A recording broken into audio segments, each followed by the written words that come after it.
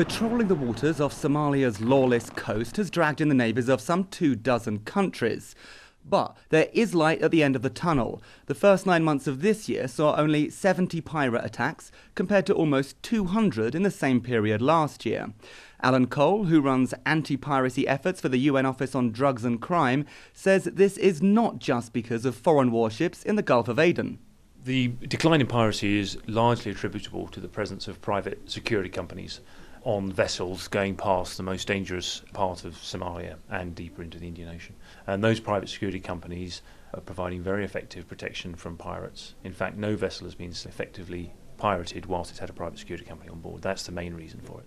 Now the focus turns back to the coast and probing the reasons why young Somali men become pirates in the first place.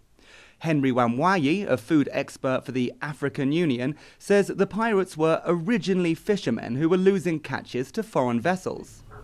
The little I know is that piracy began as a result of Somali youths, forming some kind of coast guard to protect their fisheries from external fishermen who were fishing illegally in their waters.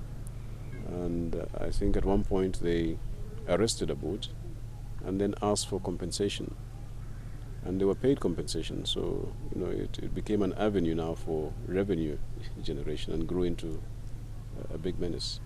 And because Somalia still lacks a proper government, its waters continue to be plundered by foreign vessels.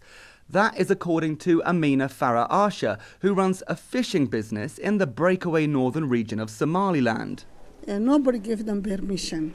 They come and steal our fish and destroy our environment, the ecosystem, and even use trawler, which is really damaging the bottom of the sea and the coral reefs. Ships usually are some of them from Egypt, some of them from Iran, some of them from China, somewhere we don't know even. But we know some of them come and we don't have the ability to chase them, but we see them. Arshe runs a fishing business in Berbera, the main port of Somaliland, which has bucked the Somali trend by remaining relatively peaceful these past 2 decades. The shoreline here is decorated with the rusting hulks of capsized boats, hardly indicative of a healthy maritime industry. And the facilities are even worse. The cooling systems on the dockside have not been used for years because fishermen couldn't afford to power the diesel generators. Arshe, who employs 40 fishermen on 11 vessels, says that a little international support would go a long way in Somalia's fishing sector. So many people will earn money and so many families will empower their livelihood, and at the same time the government will collect taxes. Had we had support, yes, the economic sector will be booming. And jobs in a busy fishing industry would act as an alternative to becoming a pirate, she says. Yes, it is. We can stop it. We can stop it empowering the people. We can stop it giving jobs to the youth. And then piracy will be diminishing. The potential for growth is big. At more than 3,000 kilometres, Somalia has Africa's longest coastline and a bounteous supply of kingfish, tuna, rockfish and crabs. Somaliland alone estimates that it could make $1 billion a year by exporting seafood to the Middle East and Europe. Isabel Faria de Almedia, a development expert for the European Union, says the EU is spending €5 million helping Somalia's fledgling fishing industry. We will start with a €5 million project that will be launched next year. In Somalia, people lived for quite a long time with their back turned to the sea. So it's a country of agropastoralists with a very strong nomadic tradition.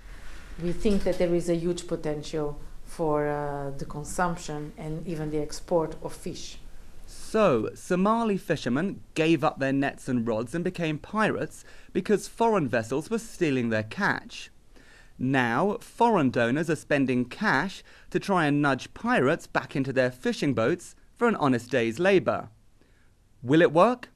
Alan Cole from the UN's anti-piracy team says it will have to start with the northern Somali ports of Berbera and Bosaso. Yes, I mean, that's certainly right, and we need to get the fishing fleets of Somalia back to sea. Fish is not generally eaten by Somalis, it's rather frowned upon, so it's chiefly an export issue, but that's fine, that's a great way of raising foreign currency. But of course, as well as the fishing boat, you need the infrastructure to keep the fish fresh. In Berbera that's feasible, in Bosaso, but in the large east coast of Somalia, it is really very poorly connected. And the cost and difficulty of getting fresh fish out of those areas into the Middle East, for example, for sale is a big challenge. Although a vibrant Somali fishing industry is a long way off, it could be an important tool for ending the piracy menace once and for all. For Monocle in Berbera, I'm James Reinl.